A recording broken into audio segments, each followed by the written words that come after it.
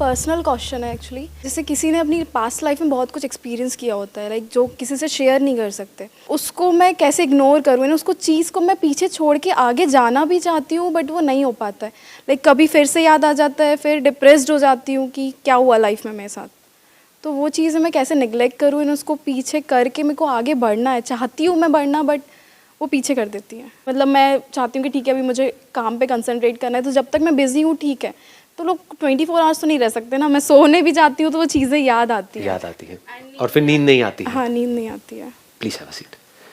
Emotional pain है, वो जाता नहीं है, वो बार बार रह रह करके जैसे ही याद आता है उसके साथ में जो भी कुछ हुआ था उस टाइम पे, जो आपने एक्सपीरियंस किया था, तो वो सारी फीलिंग्स, वो सारी सेंसेशंस, वो सारे इमोशंस ट्रिगर हो जाते हैं। फिर हमको ये नहीं पता है कि वहां से बाहर कैसे आना है। हमको पता है कि वहां से बाहर कैसे आना है। और सर उससे रिलेटेड फियर्स भी होने लगते हैं आगे फ्यूचर में भी। हाँ, उससे रिलेटेड फियर्स भी होने लग जाते हैं, रिग्रेट होने लग जाता है कि मैंने ऐसा क्यों किया, अगर मैं ऐसा नहीं करती तो शायद ये नहीं होता, या उसने मेरे साथ ऐसा क्यों किया। ऐसे ऐसे थॉट्स आते हैं माइंड में। तो अब इसका क्या सोल्यूशन है? इनका जो प्रॉब्लम है वो सेम सबका प्रॉब्लम है। वो पास की जो चीज़ें है वो हमें पीछे खींचती है, लेकिन मैंने थोड़ा ये किया कि मैंने सब भूल जाने की कोशिश की, भूल जाना है। तो ये भी हुआ कि जो चीज़ भूल जाना है वो बोलते हैं वो ज़्यादा आती है, तो अभी वो हो रहा है कि भूल जाना है लेकिन वही याद आता है। जितना आप उसको भूलने की कोशिश करोगे उतना ही ज्यादा याद आएगा। तो भूलना सोल्यूशन नहीं है। क्या भागना सोल्यूशन है? जगह चेंज करना। भागना मतलब जगह चेंज करना। आप कहीं भी जाओगे पहले ये समझो कि वो मेमोरी है कहां पर, अंदर है या बाहर है? हाँ। अगर तो बाहर होती तो उससे पीछे छुड़ा सकते हो आप। कोई पर्सन है उससे आप पीछे छुड़ा सकते हो, उसको उल्टा सीधा बोलो, बोलते रहो बोलते रहो बोलते रहो, वो भी गए हो जाता है ना, अपने आप ही एक डिस्टेंस मेंटेन हो जाता है। उससे लड़ाई झगड़ा करो, उसको मारो पीटो, जो मर्जी करो, ये सब बाहर है। अंदर क्या करोगे? किसको मारोगे, किसको पीटोगे, कहां भागोगे? यहां से भाग करके आप कहीं चले भी गए, कहीं दूर भी चले गए, तब भी वो तो अंदर यहां पड़ी हुई है। और जितना भाग रहे हो वो अंदर ही अंदर और बढ़ती चली जा रही है। उसका डर आपके अंदर और बढ़ता चला जा रहा है, तभी तो भाग रहे हो। तो ये भी सोल्यूशन नहीं है। तो बचा क्या? फेस कौन कर रहा है? क्या आप उससे अलग हो?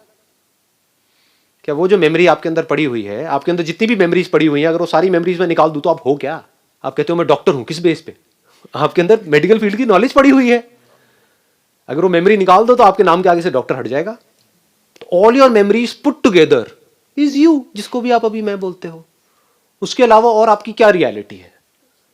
अगर सारी मेमोरीज आपके अंदर से निकाल दी जाए, याददाश्त चली जाए, तो आप क्या बोलोगे? मैं आपसे पूछूंगा आप कौन हो? लैंग्वेज तक की मेमोरी निकल जाए, आप कौन हो? तो आप देखते रहोगे बजर बट्टू की तरह कि ये क्या हो रहा है, ये कुछ अजीब सी आवाजें अंदर से आ रही है, समझ ही नहीं आएगा आपको, तो कोई जवाब भी नहीं दोगे। क्या सोचोगे उसके बाद में? तो यू आर योर मेमोरी, जिसको भी आप मैं बोल रहे हो, you are not different from it. ये बात जब हमको गहराई से समझ आ जाती है तो वहां पर कुछ करने को नहीं रह जाता है। And this struggle of being free from memory comes to an end. आप क्या चाहते हो? मेरे अंदर से सारी बुरी मेमोरीज निकल जाए, अच्छी पड़ी रहे। अच्छी भी छोड़ने के लिए क्या हम तैयार हैं? ना जी ना, अच्छी कैसे छोड़ दें? छोड़ने का कोई तरीका भी नहीं है। तैयार भी हो तो उससे भी क्या होगा? आप कहोगे हाँ मैं तैयार हूं, निकालो जी क्या रास्ता है? नो वे जी। और मेमोरीज ही अगर आपके अंदर से निकल गई तो आप में और एक जानवर में फर्क क्या है? खाओगे पियोगे निकालोगे, खत्म। सोच नहीं सकते, you can't think without memory.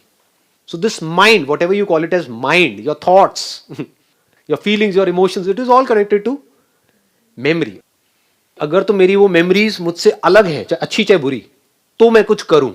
अगर वो मैं ही हूं, अब क्या करूं? यानी कि मैं कुछ नहीं कर सकता खुद से पीछा छुड़ाने के लिए, क्योंकि मैं ही वो मेमोरीज हूं।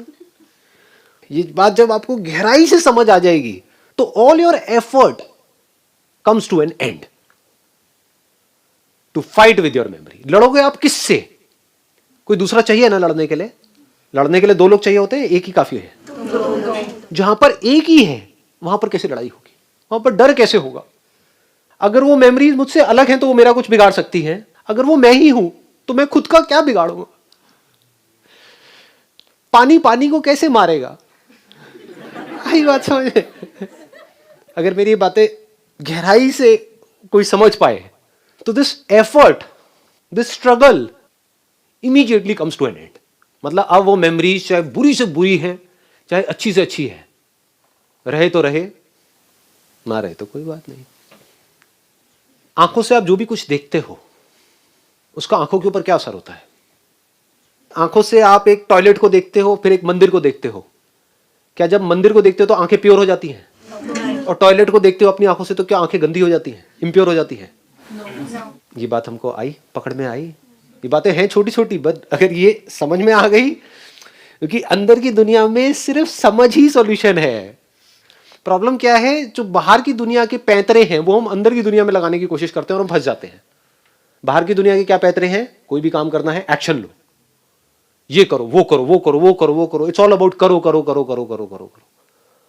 ये करो तो ये करके ये होगा, फिर ये करो, फिर ये करो, फिर ये करो। अंदर कुछ करना ही नहीं है, सिर्फ समझ लेना है।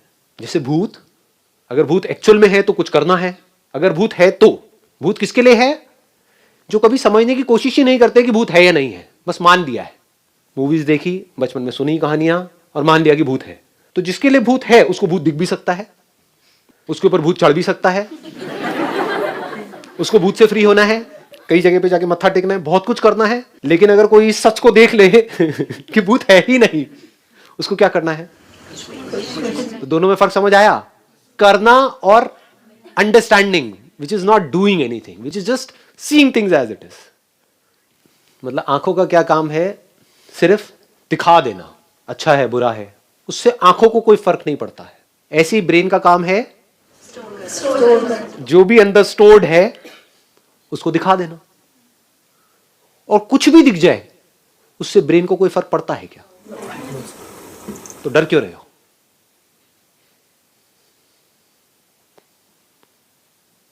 इसका मतलब समझे, इसकी डेप्थ देख पाए कि आंखों से कुछ भी दिख जाए आपको डरने की जरूरत नहीं, आपकी आंखें खराब नहीं होंगी। ऐसे ही ब्रेन में किसी भी तरह की कोई भी मेमोरी स्टोर हो जाए और वो मेमोरी बार बार प्ले हो जाए, उससे ब्रेन को कोई फर्क नहीं पड़ने वाला, क्योंकि ब्रेन का काम ही यही है। अगर वो स्टोर ना हो, जो दिख रहा है आंखों से वो ब्रेन में स्टोर ना हो, इसका मतलब क्या है? कि ब्रेन हमारी ठीक काम नहीं कर रही, खराब है। तो आप सब क्या चाहते हो? अपनी ब्रेन को खराब करना चाहते हो क्या? यही तो चाहते हो आप, यही तो आपके क्वेश्चंस हैं कि हम भूल जाए। अगर आप भूलने लग गए, समझ गए ना, इसको एक बीमारी बोलते हैं। तो what is illness and what is health? जिसको आप बीमारी समझ रहे हो वो बीमारी नहीं है, वो एक अच्छी हेल्थी ब्रेन की निशानी है। वो मेमोरीज अगर माइंड में प्ले हो रही है, ब्रेन में प्ले हो रही है, तो ये आपकी हेल्थ की निशानी है। इसका मतलब आपकी ब्रेन सही काम कर रही है, परफेक्ट काम कर रही है, नॉर्मल है। ये नॉर्मल है, जिसको हम एबनॉर्मल समझ रहे हैं। और उसके लिए हम दवाइयां खा रहे हैं कि वो प्ले ना हो, वो एबनॉर्मल है। बात समझ में नहीं आई? दवाई खा करके अपनी ब्रेन को डल कर रहे हैं, या दारू पी करके भूल जाने की कोशिश, यही तो होता है। और क्या होता है? तो दारू पी करके जो एक बेहोशी वाली स्टेट होती है वो नॉर्मल है, या बिना दारू पिए होश में जब आप हो और जो भी कुछ हो रहा है अंदर वो नॉर्मल है? वो नॉर्मल है। वो नॉर्मल है। लेकिन अगर इस नॉर्मल को हम एबनॉर्मल समझे तो इस गलत समझ का क्या इलाज है? लगाओ दिमाग, कौन सी गोली खाओगे जिससे ये समझ ठीक हो जाएगी? कहां जाओगे, क्या करोगे जिससे समझ ठीक होगी? कोई भी चीज अगर उसके बारे में आपकी समझ ठीक नहीं है, उसको गलत समझ लिया है कुछ और, समझ कुछ और लिया है, उसका क्या इलाज है? वहम का क्या इलाज है? आई बात समझ? जैसे यहां पर मान लो कुछ है, ये पैटर्न सा बना हुआ है, और आप में से किसी को वहां पर बड़े ध्यान से आप देख रहे हो, मेरी तरफ ध्यान नहीं है, वहां पर देख रहे हो, और आपको वहां पे छिपकली नजर आ रही है और उससे डर रहे हो, उसका क्या इलाज है? पूरी दुनिया आकर के बोलती रहे नहीं है, लेकिन मेरे लिए तो है। पूरी दुनिया बेवकूफ है, ये संदीप महेश्वरी सबसे बड़ा बेवकूफ है, इसको कुछ पता ही नहीं है। पकड़ के रखा हुआ है अपने ही बिलीव्स को कि आपको पता नहीं है मेरी सिचुएशंस क्या है। आप किसको जस्टिफाई कर रहे हो? अपनी उस छिपकली को जस्टिफाई कर रहे हो जो है ही नहीं, और खुद ही दुखी हो रहे हो। जब ये हमें समझ आ जाता है, गहराई से समझ आ जाता है, तो क्या होता है? ये बॉडी अब आपके पास में एक इंस्ट्रूमेंट के जैसी आ गई है आपके हाथ में। अब आपको मजा आएगा खेलने में। अब आपको एक्चुअल में समझ आ रहा है कि किससे फर्क पड़ता है, किससे नहीं पड़ता है। यानी कि अगर एक्चुअल में कोई आपकी बॉडी को खतरा होगा तो वहां पर आप लड़ोगे भी, एक्ट भी करोगे, बहुत कुछ करोगे। ये नहीं कि भोंदू की तरह बैठे रहोगे। If there is a danger to your body because of whatever reasons, there you will take the action what is required. But जब आपको समझ आ रहा है मेरी ब्रेन में कुछ मेमोरीज प्ले हो रही है, उसमें से कुछ अच्छी है कुछ बुरी है, वहां पर किसी एक्शन की जरूरत नहीं है, क्योंकि ब्रेन अपना काम ठीक कर रही है। अब ब्रेन में मेमोरीज प्ले होना बंद हो गई, अब मेरे को डॉक्टर के पास जाना है।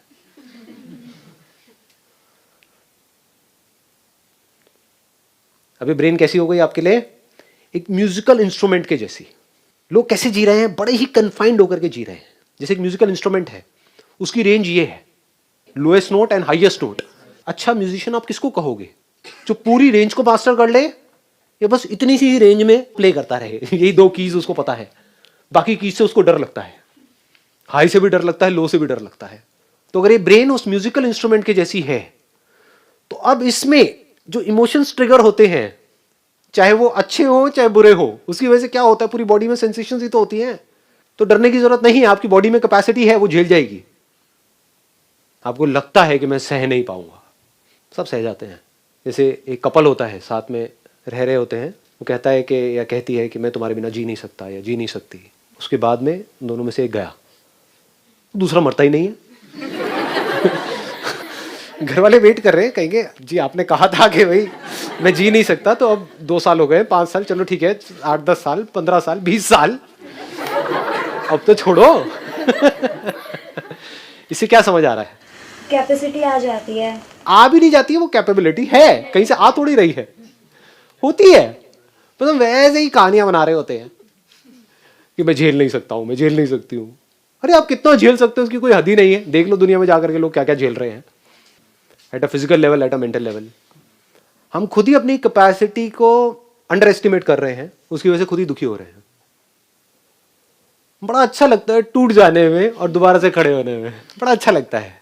बच्चों को भी ध्यान से देखना, छोटे छोटे बच्चे होते हैं, उनको हॉरर मूवीज में बड़ा मजा आता है।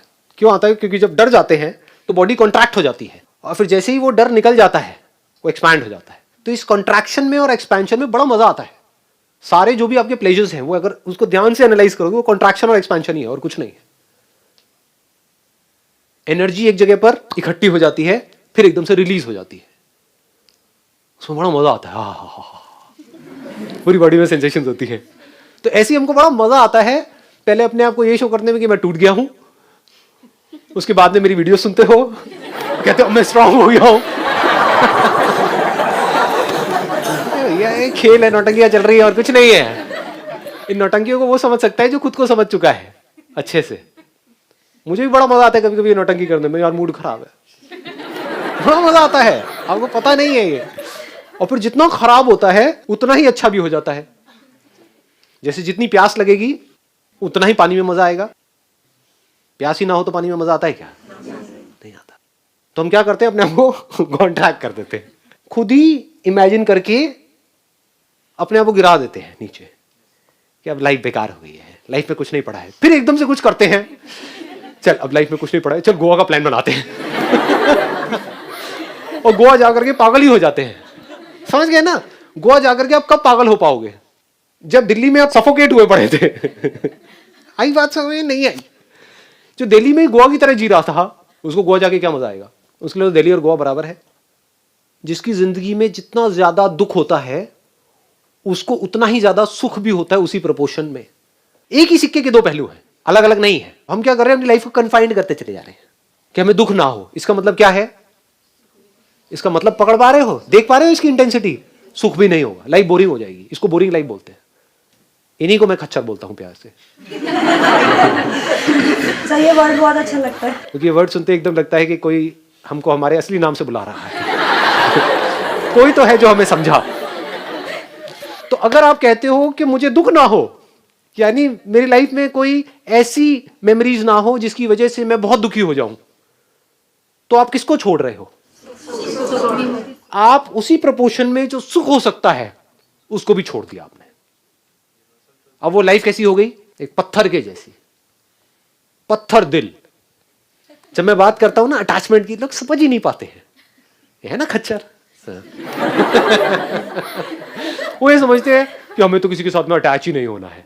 अरे नहीं, जुड़ जाओ तो पूरी तरह से जुड़ जाओ, और जब पूरी तरह से जुड़ोगे तो क्या होगा, वहां पर दुख भी पूरा होगा, सुख भी पूरा होगा।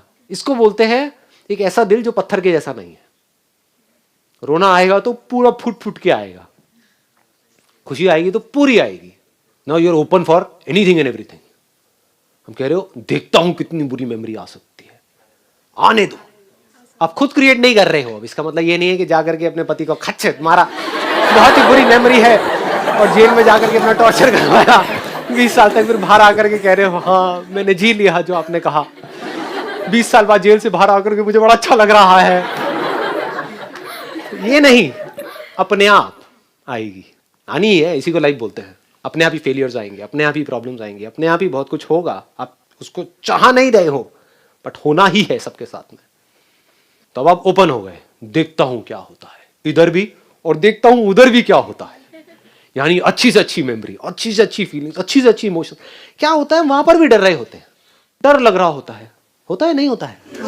किसी से जुड़ने में भी डर लगता है, अलग हो गए तो पता नहीं क्या होगा, क्या होगा, दुख होगा जितना दुख होगा वहां पे उतना सुख भी होगा। तो जब जुड़ोगे तो पूरी तरह से जुड़ जाओगे। खेलो इस ब्रेन के साथ में, देखो इसकी possibilities, then you will get to know के इस ब्रेन को जितना आप समझते हो ना, उससे बहुत ज्यादा पॉसिबिलिटीज है। आपको इस ब्रेन में जैसे भी थॉट्स आ रहे हैं, जैसी भी फीलिंग्स आ रही हैं, जैसे भी इमोशंस आ रहे हैं, आने दो। और अब आप खेल खेल में क्या कहोगे, मुझे स्टॉप वॉच आपने ऑन करी अपने मोबाइल में और कहा कि अगले 10 मिनट तक ये जो मेरी सबसे बुरी मेमोरी है, जिससे मैं सबसे ज्यादा डर रही हूं या डर रहा हूं, इसको बनाए रखना है 10 मिनट तक। करो कोशिश। उल्टा होगा सर। आई बात पकड़ में। तो तब आपको पता लगेगा कि मैं कितनी बड़ी झूठी हूं, मैं कितना बड़ा मक्कार हूं। मैं बोलता हूं कि वो मेमोरीज जाती नहीं है, जबकि सच क्या है कि वो मेमोरीज टिकती नहीं आती तो है, टिकती नहीं है आती है, लेकिन उसको जाने से मैं रोक नहीं सकता हूं। This is the reality. रोक के दिखा दो किसी भी मेमोरी को। 10 मिनट तक वो मेमोरी हिलनी नहीं चाहिए आपकी ब्रेन में से, पड़ी रहनी चाहिए, नहीं रह सकती। जैसे ये खेल खेलोगे आप देखोगे वो मेमोरी छूट रही है, अब आप उसको पकड़ोगे, नहीं जानी चाहिए, लेकिन वो छूटेगी। और एक बार इस तरीके से छूट गई आपकी वो मेमोरी जिससे आप सबसे ज्यादा डरते हो, तो आपके अंदर से जो भी आज की डेट में सबसे बड़ा डर है वो निकल गया हमेशा हमेशा के लिए।